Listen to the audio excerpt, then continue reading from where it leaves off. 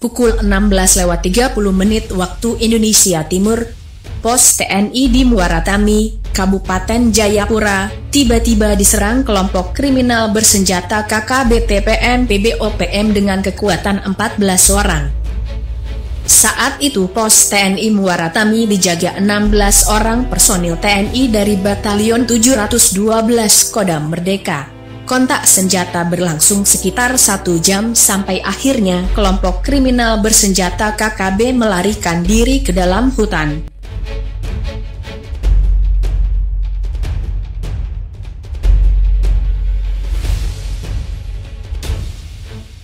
Setelah dilakukan penyisiran, diketahui satu anggota KKBTPN PBOPM tewas. Anggota KKB yang tewas tersebut mengenakan kaos bergambar peta Papua Nugini. Ditemukan juga satu buah bom tangan dan sepucuk senjata api laras panjang jenis AK-47 buatan Uni Soviet. Adanya temuan bom tangan dan senjata api yang masih dalam kondisi baru tersebut menimbulkan kecurigaan adanya pasokan senjata untuk KKBTPN PBOPM dari pihak luar. Panglima Kodam 17 Cendrawasih, Brigjen Raja Kamis Semiring Meliala mendapatkan informasi dari intelijen bahwa ada helikopter dengan pintu terbuka sering datang ke kamp pelintas batas Blackswater dekat kota Vanimo, Papua Nugini.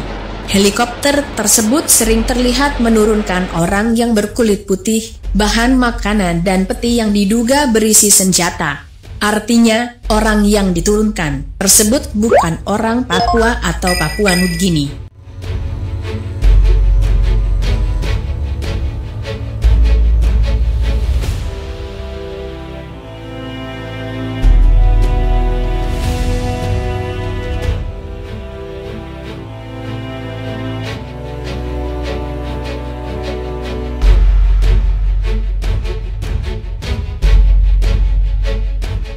Memang keterlibatan pihak-pihak tertentu di Australia yang secara pribadi membantu KKBTPN PBOPM sudah lama diketahui. Namun pemerintah Australia terus menyangkal keterlibatan warganya tersebut. Pemerintah Indonesia kemudian meminta penjelasan kepada pemerintah Papua Nugini. Mereka mengatakan tidak tahu menahu soal adanya dugaan pengiriman senjata untuk KKBTPN PB di wilayah Papua Nugini. Pangdam Cendrawasih, Brigjen Raja Kamis Semiring kemudian melaporkan masalah ini ke Markas Besar TNI. Panglima TNI, Jenderal LB Murdani merasa kesal dan marah hingga memutuskan untuk mengambil langkah rahasia dan berani, yaitu pasukan TNI harus menyusup memasuki wilayah Papua Nugini secara diam-diam tanpa permisi untuk mencari tahu siapa dan negara mana yang membantu KKBTPN PBOPM. Untuk melaksanakan tugas tersebut, Jenderal LB Murdani menunjuk Detasemen 81 Kopassus yang saat itu dipimpin oleh Mayor Infanteri Prabowo Subianto. Sasaran operasi mereka adalah suatu lokasi di dekat kota Vanimo, Papua Nugini, sekitar 50 km memasuki wilayah Papua Nugini.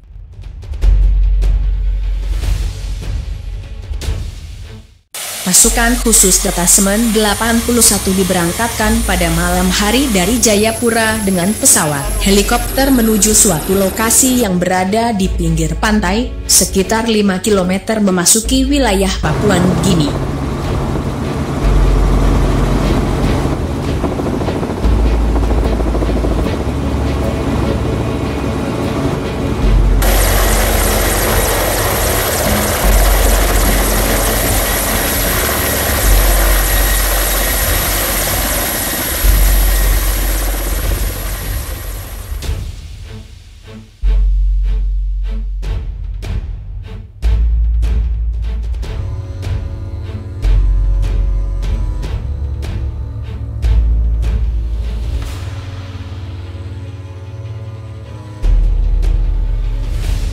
kemudian melanjutkan misi ke titik target operasi dengan perahu karet agar tidak terdeteksi oleh Angkatan Bersenjata Papua Nugini.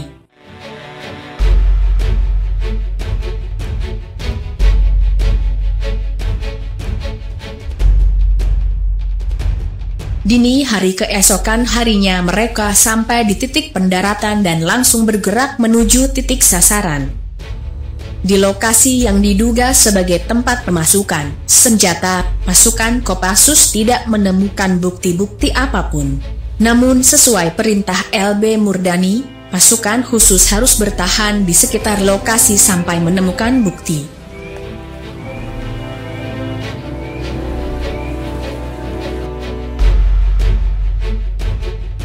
Setelah menunggu selama 2 hari 2 malam, apa yang ditunggu akhirnya muncul. 2 orang kulit putih keluar dari rimbunnya hutan pepohonan Papua Nugini. Tanpa membuang waktu, keduanya disergap dan ditangkap. Setelah diperiksa dan diinterogasi, keduanya mengaku sebagai agen rahasia Australia. Mereka juga menunjukkan lokasi pendaratan helikopter Australia yang menurunkan senjata dan amunisi untuk KKBT PNPBOPM. Selanjutnya kedua orang Australia tersebut ditahan dan dibawa ke Jakarta secara rahasia. Pemerintah Indonesia memberitahu pemerintah Australia soal keterlibatan agen rahasianya untuk membantu kelompok kriminal bersenjata PNPBOPM di wilayah Papua Nugini. Pemerintah Australia terkejut dan malu mengetahui agen rahasianya bisa tertangkap pasukan khusus TNI di wilayah Papua Nugini, bukan di Indonesia. Operasi rahasia dan berani dari pasukan khusus TNI yang diberangkatkan tanggal 2 Oktober 1984 ini dinyatakan sukses. Beberapa bulan kemudian, keduanya diekstradisi ke Australia.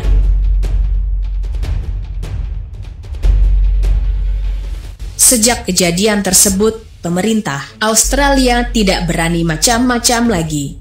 Mereka khawatir, bukan tidak mungkin Kopassus juga bisa memasuki wilayah pedalaman Australia tanpa terdeteksi.